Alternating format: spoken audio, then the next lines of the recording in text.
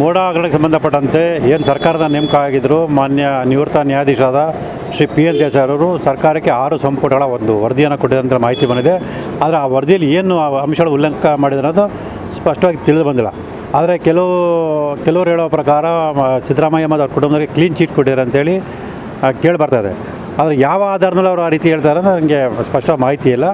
ಹಾಗಾಗಿ ಸರ್ಕಾರ ಆದಷ್ಟು ಬೇಗ ಈ ಒಂದು ವರದಿಯನ್ನು ಬಿಡುಗಡೆ ಮಾಡಿ ರಾಜ್ಯ ಜನತೆಗೆ ಸತ್ಯವನ್ನು ತಿಳಿಸಬೇಕಾಗಿದೆ. ಯಾಕೆಂದರೆ ಮಾನ್ಯ ನ್ಯಾಯಮೂರ್ತಿಗಳು ಏನು ವರದಿಯನ್ನು ನೀಡಿದ್ದಾರೆ ಅನ್ನೋದ್ರ ಬಗ್ಗೆ ಸ್ಪಷ್ಟ ತಿಳಿಸಿದಾಗಲೇ ಅಷ್ಟೇ ಗೊತ್ತಾಗುತ್ತೆ ಅವರು ಏನು ವರದಿ ಕೊಟ್ಟಿದ್ದಾರೆ ಅಂತೇಳಿ. ಸೊ ನನ್ನ ಪ್ರಕಾರ ಅಂದರೆ ನನ್ನ ಹತ್ರ ಇರೋ ದಾಖಲಾತಿಗಳ ಪ್ರಕಾರ ಯಾವುದೇ ಕಾರಣಕ್ಕೂ ಸಿದ್ದರಾಮಯ್ಯ ಕುಟುಂಬಕ್ಕೆ ಕ್ಲೀನ್ ಚೀಟ್ ಕೊಡೋಕ್ಕೆ ಸಾಧ್ಯನೇ ಇಲ್ಲ. ಯಾಕೆ ಅಂತ ಹೇಳಿದ್ರೆ ಏನು 2015ನೇ ಇಸ್ವಿ ಸರ್ಕಾರದ ಅಧಿಸೂಚನೆ ಪ್ರಕಾರ 50-50 ಅನುಪಾತ ನಿವೇಶನ ಕೊಟ್ಟಿದ್ದೀವಿ ಅಂತ ಹೇಳಿದರೆ ಆ ಅಧಿಸೂಚನೆ 50-50 ಅನುಪಾತ ನಿವೇಶನ ಕೊಡಬಹುದು ಉಲ್ಲೇಖನೇ ಇಲ್ಲ. ಮತ್ತು ಆ ರೀತಿ ಉಲ್ಲೇಖ ಇದ್ದರೂ ಕೂಡ ಅದು ಹೊಸದಾಗಿ ರಚನೆ ಮಾಡಿದಂಥ ಬಡಾವಣೆಗೆ ಸಂಬಂಧಪಡೋ ಹೊರತು ಈ ಹಿಂದೆ ರಚನೆ ಮಾಡತಕ್ಕಂಥ ಬಡಾವಣೆಗೆ ಸಂಬಂಧಪಡೋದು ಸ್ಪಷ್ಟವಾಗಿ ಅಲ್ಲಿ ಮಾಹಿತಿ ಇದೆ. ಹಾಗಾಗಿ ಯಾವುದೇ ಕಾರಣಕ್ಕೂ ಕ್ಲೀನ್ ಚೀಟ್ ಕೊಡೋಕ್ಕೆ ಸಾಧ್ಯನೇ ಇಲ್ಲ. ಸೊ ಅದು ಏನೇ ಅಂತಿಮವಾಗಿ ನಾವು ತಿಳಿಸ್ಬೇಕು ಅಂದರೂ ಕೂಡ ಸರ್ಕಾರ ಆದಷ್ಟು ಬೇಗ ಆ ವರದಿಯನ್ನು ಬಿಡುಗಡೆ ಮಾಡಬೇಕು ಅಂತೇಳಿ ಈ ಮೂಲಕ ಒತ್ತಾಯ ಮಾಡ್ತಾರೆ. ಸರ್ ವರದಿ ನೋಡೋದಂದ್ರೆ ಹೇಳಬೇಕು ಸರ್. ಯಾಕೆಂತ ಹೇಳಿದ್ರೆ ಅವರು ಯಾವ ದಾಖಲಾತಿ ಪರಿಶೀಲನೆ ಮಾಡಿರ್ತಾರೆ, ಅವ್ರು ಯಾವ ದಾಖಲಾತಿಗಳನ್ನ ಇಟ್ಕೊಂಡು ಆಧಾರವಾಗಿ ಇಟ್ಕೊಂಡು ಅವ್ರು ವರದಿ ಕೊಟ್ಟಿದ್ದಾರೆ, ಅವೆಲ್ಲವೂ ಕೂಡ ವರದಿ ನೋಡೋದ ನಂತರ ಹೇಳ್ಬೋದೇ ಹೊರತು ಸೊ ಈಗಲೇ ಅದ್ರ ಬಗ್ಗೆ ಸ್ಪಷ್ಟವಾಗಿ ನಾವು ಯಾವುದೋ ಸ್ಪಷ್ಟ ಅಭಿಪ್ರಾಯ ತಿಳಿಸೋಕ್ಕೆ ಸಾಧ್ಯ ಇಲ್ಲ. ಸರ್ ಇಡಿಗೆ ಸಂಬಂಧಪಟ್ಟ ಮಾನ್ಯ ಸರ್ವೋಚ್ಚ ನ್ಯಾಯಾಲಯ ಏನು ಇದು ಮಾಡಿದೆ ಅದೇ ಅಭಿಪ್ರಾಯ ವ್ಯಕ್ತಪಡಿಸಿದೆ. ಅದು ಸಿದ್ದರಾಮಯ್ಯ ಪತ್ನಿ ಶ್ರೀಮತಿ ಪಾರ್ವತಿ ಮತ್ತು ಸಚಿವ ಭೈರತಿ ಸುರೇಶ್ ಸಂಬಂಧಪಟ್ಟ ಮಾತ್ರ ಆ ಒಂದು ಆದೇಶ ಮಾಡಿರೋಂಥದ್ದು. ಸೊ ಉಳಿದಂತೆ ಇಡೀ ಪ್ರಕರಣವನ್ನು ಎಲ್ಲೂ ವಜಾಗೊಳಿಸಿಲ್ಲ. ಅದು ಪ್ರಕರಣ ತನಿಖೆ ಮುಂದುವರಿತಾ ಇದೆ. ಸೊ ಈ ಹಂತದಲ್ಲಿ ಪಾರ್ವತಿ ಮತ್ತು ಭೈರತಿ ಸುರೇಶನ ವಿಚಾರಣೆ ಮಾಡೋ ಅಂಥ ಅಗತ್ಯ ಇಲ್ಲ ಅಂತ ಹೇಳಿದರು.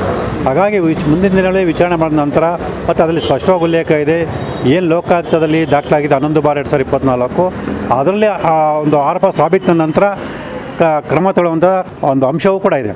ಹಾಗಾಗಿ ಈ ಬರೀ ಸಮನ್ಸ್ ಜಾರಿ ಮಾಡಿರ್ತಕ್ಕಂಥದ್ದು ರದ್ದು ಮಾಡಿದೆ ಅನ್ನೋ ಕಾರಣಕ್ಕೆ ಅವರು ತಪ್ಪಿತಸ್ಥರಲ್ಲ, ಆ ಶಿಕ್ಷೆ ತಪ್ಪಿಸ್ಕೊಂಬಿಡ್ಯಾರ ಅನ್ನೋದು ಕೂಡ ಹೇಳೋಂಥದ್ದು ಸರಿಯಲ್ಲ ಸರ್. ಅದೇ ಈಗ ಜನರಿಗೆ ದಿಕ್ಕು ತಪ್ಪಿಸೋ ನಿಟ್ಟಿನಲ್ಲಿ ಸಿದ್ದರಾಮಯ್ಯ ಮತ್ತು ಅವ್ರ ಕುಟುಂಬದವರು ಮತ್ತು ಅವರ ಕಡೆಯವರು ಸತತ ಪ್ರಯತ್ನ ಮಾಡಿದ್ರೆ ಇಡೀ ರಾಜ್ಯ ಜನಕ್ಕೆ ಗೊತ್ತಿದೆ. ಸೊ ವರದಿಯನ್ನು ಬಿಡುಗಡೆ ಮಾಡಿ ಅವರು ಆ ವರದಿಯಲ್ಲಿ ಏನಿದೆ ಅನ್ನೋ ಅಂಶ ಇಟ್ಕೊಂಡು ಅವ್ರು ಹೇಳಬೇಕೇ ಹೊರತು ವರದಿನೇ ಬಿಡುಗಡೆ ಮಾಡಿದೆ ಅದಕ್ಕಿಂತ ಮುಂಚೆನೇ ಕ್ಲೀನ್ ಚೀಟ್ ಅಂತ ಹೇಳೋದು ಎಷ್ಟು ಮಟ್ಟಿಗೆ ಸರಿ ಅನ್ನೋದು ರಾಜ್ಯ ಜನತೆ ಗಮನಿಸ್ತಾ ಇದ್ದಾರೆ. ನಾನು ಎರಡೇ ಪ್ರಶ್ನೆ ಕೇಳೋದು ಸಿದ್ದರಾಮಯ್ಯವ್ರಿಗಾಗಲಿ ಅವ್ರ ಕುಟುಂಬದವರಾಗಲಿ 96ನೇ ಇಸ್ವಿಲಿ ಏನು ದೇವರಾಜು ಸರ್ಕಾರಕ್ಕೆ ಒಂದು ಮನವಿ ಪತ್ರ ಕೊಟ್ಟಿದ್ದಾರೆ ಭೂಸ್ವಾಧೀನ ಕೈ ಬಿಡಿ ಅಂತೇಳಿ, ಆ ಒಂದು ಮನವಿ ಪತ್ರ DCM ಅಂತ ಯಾಕೆ ಬರ್ತಿದ್ದಾರೆ, ಯಾವ ಉದ್ದೇಶಕ್ಕೆ ಬರ್ತಿದ್ದಾರೆ? ಒಂದು ಸಂವಿಧಾನಿಕ ಹುದ್ದೆ ಅಂತ DCM ಅಂದರೆ ಉಪಮುಖ್ಯಮಂತ್ರಿಯ ಒಂದು ಅಧಿಕಾರವನ್ನು ದುರ್ಬಳಕೆ ಮಾಡ್ಕೊಂಡು ಕಂಡು ಬಂದಾಗ ಸಿದ್ದರಾಮಯ್ಯ ಯಾಕೆ ಇವರು ಕ್ರಮ ತಗೊಂಡಿಲ್ಲ? ಮತ್ತು 98ನೇ ಇಸ್ವಿಲಿ ದೇವರಾಜು ಹೆಸರಲ್ಲಿ ಅವ್ರ ಬಾಮಾಯ್ದ ಮಲ್ಲಿಕಾರ್ಜುನ ಸ್ವಾಮಿಯವರು ಪತ್ರವನ್ನು ಬರೆದು ಆ ಪತ್ರದಲ್ಲಿ ಮಲ್ಲಿಕಾರ್ಜುನ ಸಹಿ ಮಾಡಿದ್ದಾರೆ. ಯಾಕೆ ಮಾಡಿದ್ದಾರೆ? ಮತ್ತು ಈ ದಾಖಲಾತಿ ನೋಡಿದಾಗ 96-98ರಿಂದನೇ ಇವರೆಲ್ಲ ಸಂಪರ್ಕ ಇದೆ ಸ್ಪಷ್ಟ ಗೊತ್ತಾಗಿದ್ರು ಕೂಡ ಲೋಕಾಯುಕ್ತ ಅಧಿಕಾರಿಗಳು 2004 ಇವ್ರ ಮಧ್ಯೆ ಸಂಪರ್ಕನೇ ಇಲ್ಲ ಅಂತ ಯಾಕೆ ಸುಳ್ಳು ಹೇಳ್ತಾರೆ? ಇದೆಲ್ಲ ಸ್ಪಷ್ಟೀಕರಣ ಕೊಡಬೇಕಲ್ಲ. ಇವೆಲ್ಲ ಏನು ಸ್ಪಷ್ಟೀಕರಣ ಕೊಡದೆ ನಾವೇನು ಅಪರಾಧ ಕೃತ್ಯ ಮಾಡಿಲ್ಲ ಕ್ಲೀನ್ ಚೀಟ್ ಅಂತ ಹೇಳೋದು ಎಷ್ಟರ ಮಟ್ಟಿಗೆ ಸರಿ?